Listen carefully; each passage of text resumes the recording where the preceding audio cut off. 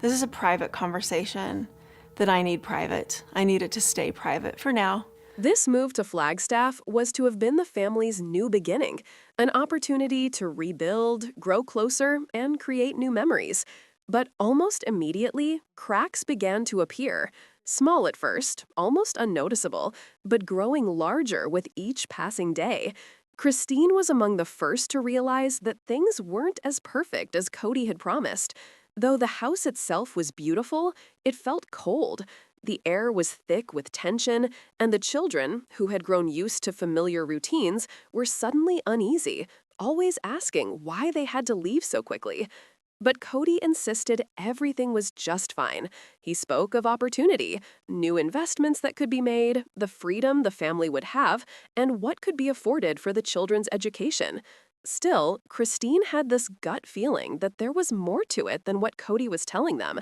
She remembered how he would schedule meetings behind closed doors, became defensive even over minor questions she posed, and how several key documents were always kept away from the family's eyes. It took weeks into the new home for old tensions to resurface. Fights that had long been reconciled in the old home now flared up with a ferocity none of them expected. The smallest of all disagreements indeed seemed to escalate into full confrontations. It was as if the Flagstaff move amplified everything that simmered beneath the surface during all these years. Christine began to realize that no single event had caused the family's collapse. Rather, her family had imploded from years of secrets, unspoken hurts, and decisions made without everyone present. But as the days turned into a routine in Flagstaff, Christine began to notice some patterns that she couldn't ignore. Kody's decisions, what he had framed as practical, necessary for the family's future, were increasingly benefiting only a select few.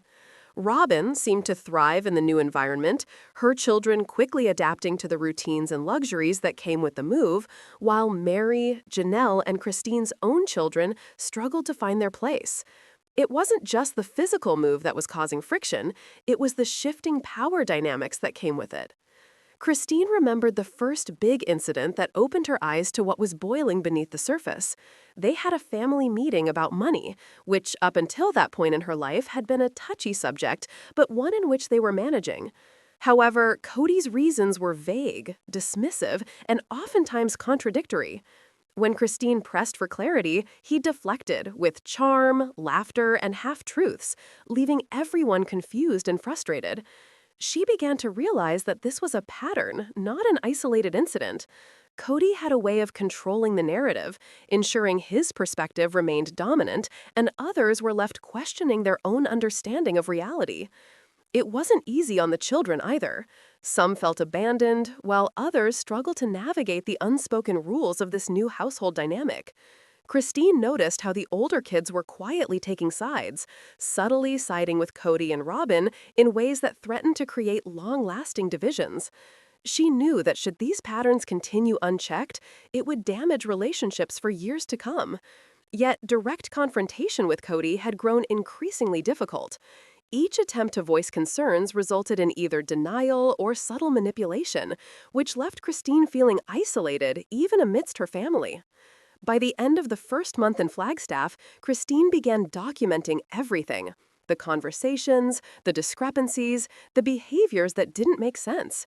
She knew then that understanding the true reason for the move meant more than mere observation, but entailed uncovering the secret motives that Kody had carefully hidden. And the deeper she dug into it, the more she realized that Flagstaff was not just a change of scenery, but a strategic move with far-reaching consequences that this family wasn't yet ready to face. Christine also started noticing patterns in Kody's interactions with external parties.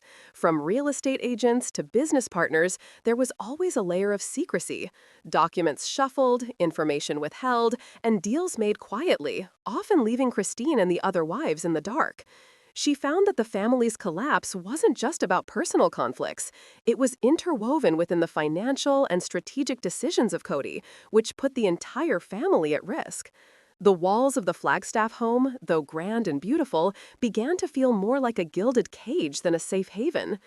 As the tensions mounted, Christine knew she needed a plan, not only for herself, but also for the children, for her sisters-in-law, and for the family's future. She knew confronting issues head-on would be explosive, while doing nothing would allow the patterns to continue unchecked. With careful observation, documentation, and strategic thinking, Christine began to put together the real motive behind the Flagstaff move, preparing herself for the eventual confrontations that were to follow. And in those moments of quiet reflection, she realized something chilling. The collapse had already begun, and it wasn't going to stop until the truth came to light. By the time the second month in Flagstaff rolled around, Christine had a clear sense of the underlying currents shaping the family's daily life. She watched how Kody carefully modulated every interaction, controlling not only logistics in the house but also emotionally. It was becoming more and more evident that the move wasn't about a fresh start in a new city or increasing the family's property, but one as a calculated means to consolidate power and favor certain family members over others. Christine felt this realization deeply. She'd wake up every morning to see Kody execute his day with precision, flourishing his interactions with Robin in ways that seemed to Christine to highlight her advantages. Christine started to observe the subtlety of differences in the treatment of the wives. Robin was given opportunities and privileges regularly denied to the others. Responsibilities that were once shared were now clearly compartmentalized to reflect a hierarchy, and slowly but surely, Christine, Meri, and Janelle were beginning to feel the sting of exclusion. Kody's favoritism wasn't overtly mean, it was strategic, and that made it all the more difficult to challenge, because confrontation risked conflict without the certainty of resolution. The children were another battlefield. Christine could see how they were being subtly influenced, encouraged to align with Kody and Robin's perspective. Family meals, which had once been a place for open discussion, became exercises in diplomacy and silent tension. Even small disagreements could escalate into subtle forms of punishment or isolation that showed the kids what behaviors were acceptable and which ones weren't. Christine felt an increasing sense of responsibility to shield them from these manipulations, knowing the psychological impact that could last well into their futures if she failed. Financial decisions were an added layer of complexity. Christine started to notice patterns in the way Kody handled the family's resources, things that she could no longer look the other way from. Property investments, inheritance arrangements, and even everyday spending seemed weighted heavily toward Robin and her children. Christine began to connect the dots between past decisions and the current ones, feeling that the Flagstaff move was part of a much greater strategy that had been in place for years. This wasn't just a move, it was a strategic change in the family dynamics to favor one branch, and Christine knew that going up against it would require a lot of planning and significant evidence.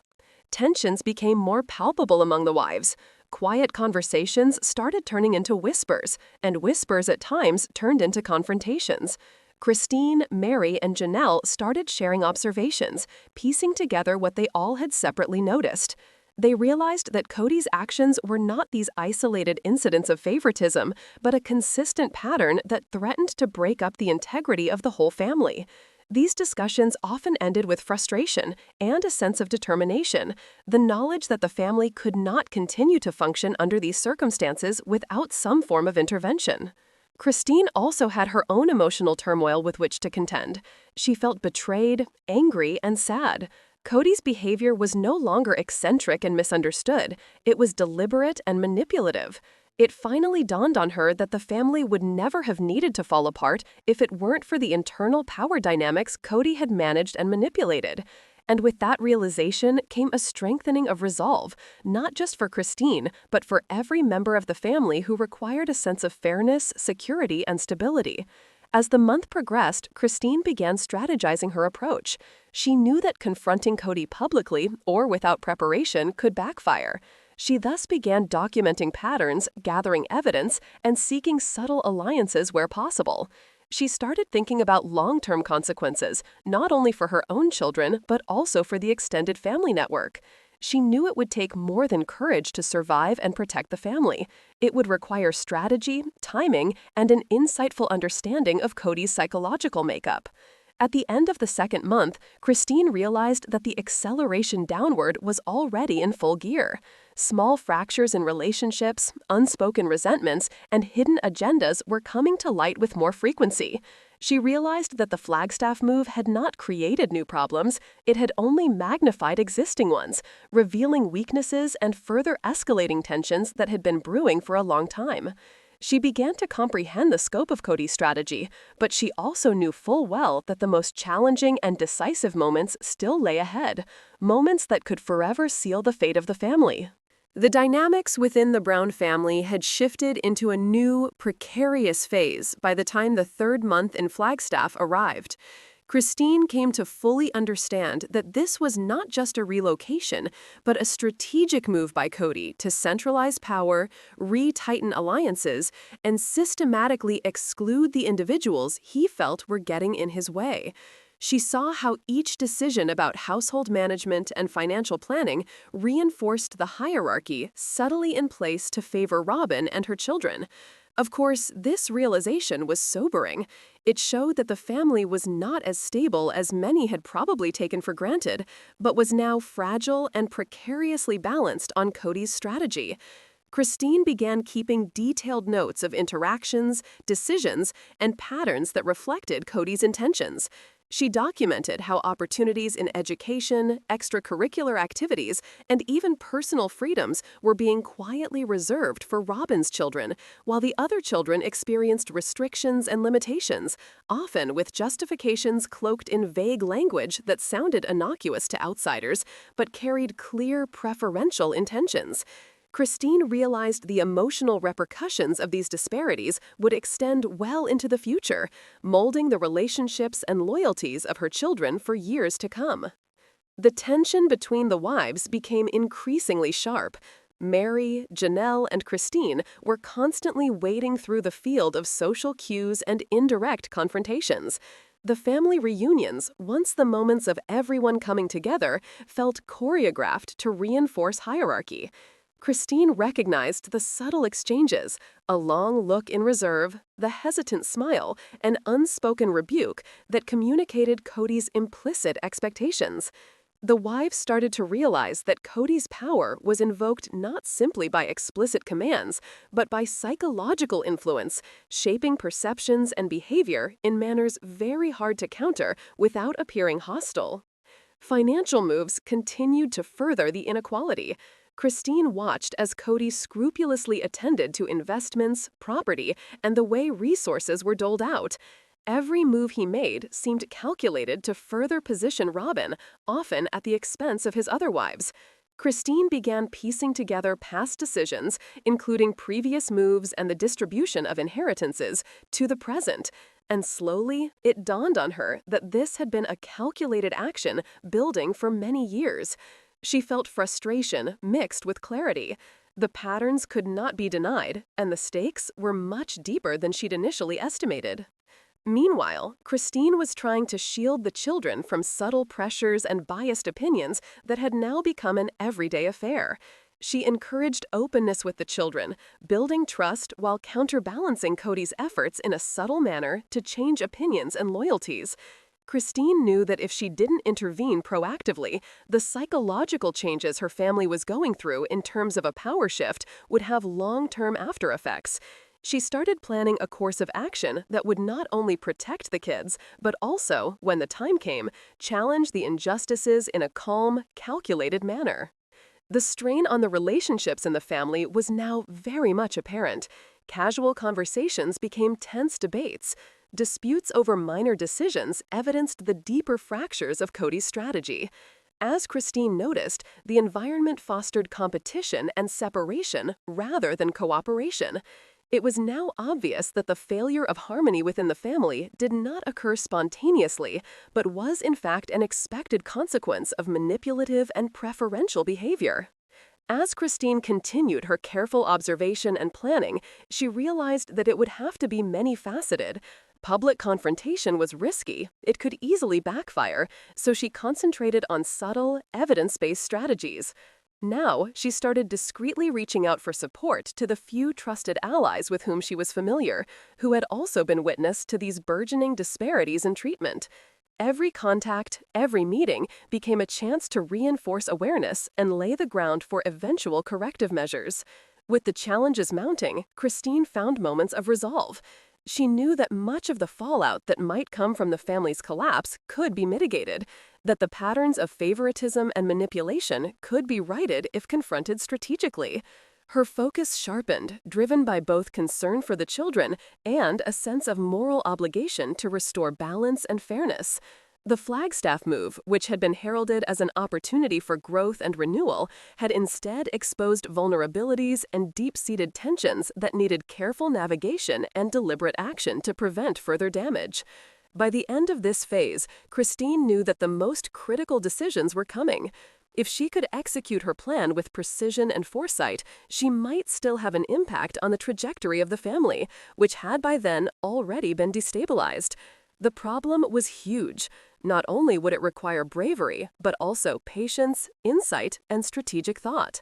Christine understood that the road ahead would call for resilience, resourcefulness, and the ability to anticipate Kody's next moves while protecting the kids and keeping her integrity.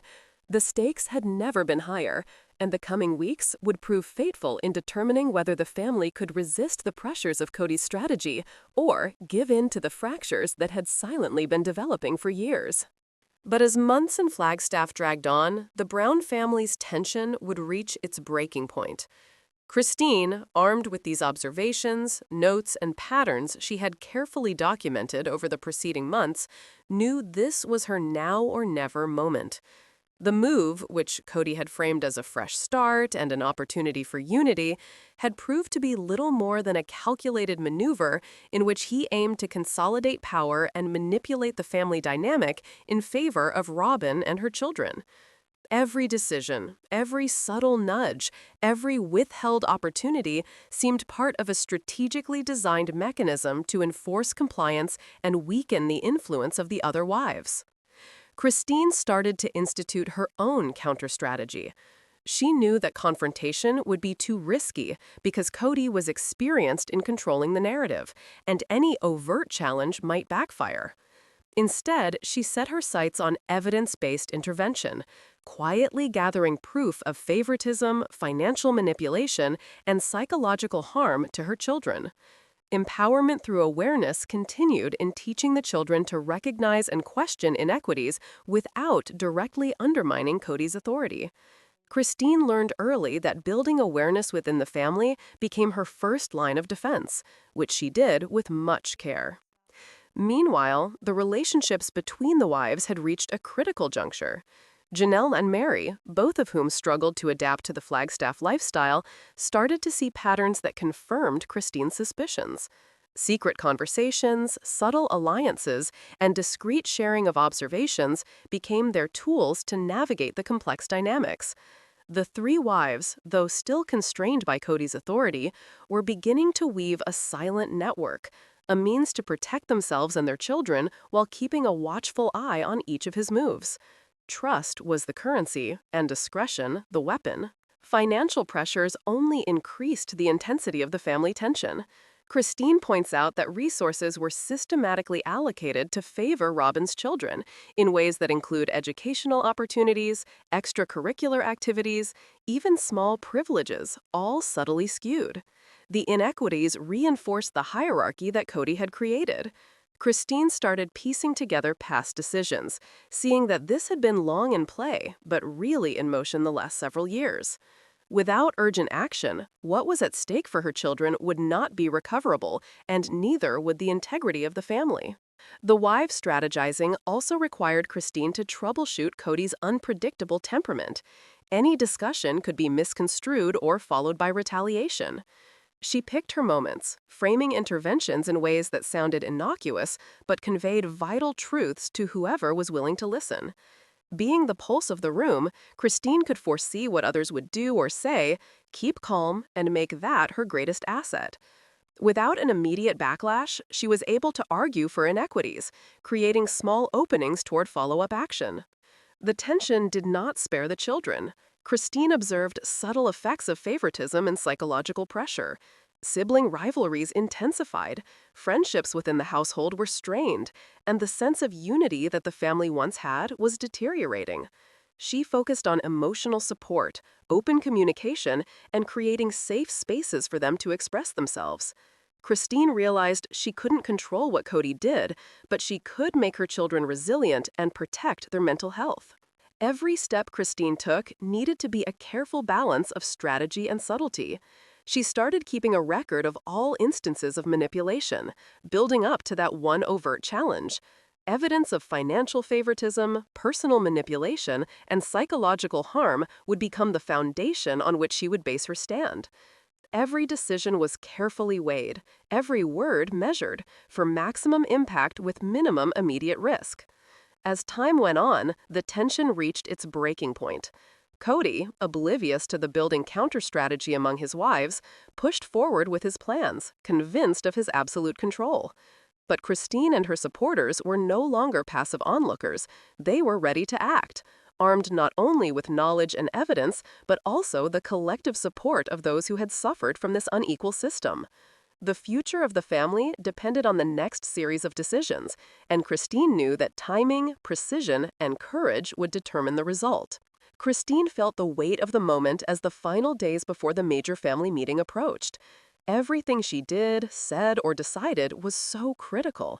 The atmosphere was rife with expectation, at any moment shattering the fragile balance in the family. She knew what was about to unfold had the potential to redefine the Brown family forever. Would Kody's well-orchestrated scheme pay off? Or would Christine and her allies finally uncover the truth, redrawing a balance of power in the home? The air thickened with tension as the meeting approached. Eyes darted, whispers were exchanged, and every little gesture was scrutinized for hidden meaning. Christine felt the weight of the months of observation and planning pressing down on her, yet a quiet confidence. She had prepared, documented, and strategized.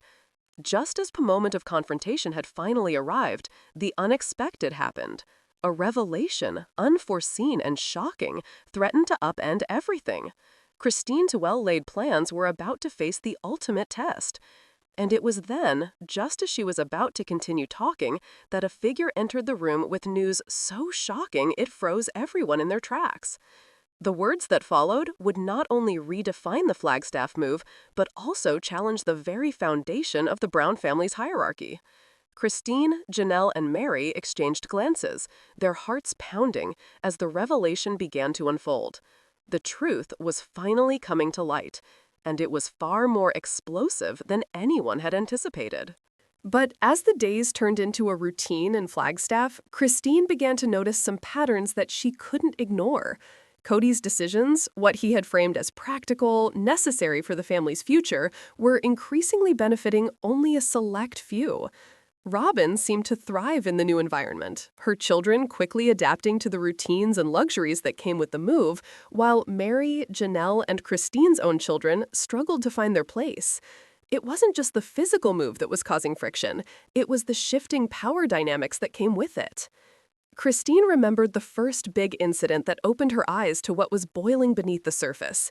They had a family meeting about money, which up until that point in her life had been a touchy subject, but one in which they were managing. However, Kody's reasons were vague, dismissive, and oftentimes contradictory. When Christine pressed for clarity, he deflected with charm, laughter, and half-truths, leaving everyone confused and frustrated. She began to realize that this was a pattern, not an isolated incident.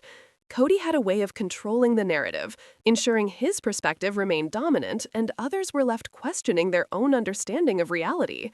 It was not easy on the children either. Some felt abandoned, while others struggled to navigate the unspoken rules of this new household dynamic. Christine noticed how the older kids were quietly taking sides, subtly siding with Kody and Robin in ways that threatened to create long-lasting divisions. She knew that should these patterns continue unchecked, it would damage relationships for years to come. Yet, direct confrontation with Kody had grown increasingly difficult. Each attempt to voice concerns resulted in either denial or subtle manipulation, which left Christine feeling isolated even amidst her family. By the end of the first month in Flagstaff, Christine began documenting everything: the conversations, the discrepancies, the behaviors that didn't make sense. She knew then that understanding the true reason for the move meant more than mere observation, but entailed uncovering the secret motives that Kody had carefully hidden. And the deeper she dug into it, the more she realized that Flagstaff was not just a change of scenery, but a strategic move with far-reaching consequences that this family wasn't yet ready to face. Christine also started noticing patterns in Kody's interactions with external parties. From real estate agents to business partners, there was always a layer of secrecy: documents shuffled, information withheld, and deals made quietly, often leaving Christine and the other wives in the dark. She found that the family's collapse wasn't just about personal conflicts. It was interwoven within the financial and strategic decisions of Kody, which put the entire family at risk. The walls of the Flagstaff home, though grand and beautiful, began to feel more like a gilded cage than a safe haven. As the tensions mounted, Christine knew she needed a plan, not only for herself, but also for the children, for her sisters-in-law, and for the family's future. She knew confronting the issues head-on would be explosive, while doing nothing would allow the patterns to continue unchecked. With careful observation, documentation, and strategic thinking, Christine began to put together the real motive behind the Flagstaff move, preparing herself for the eventual confrontations that were to follow. And in those moments of quiet reflection, she realized something chilling. The collapse had already begun, and it wasn't going to stop until the truth came to light.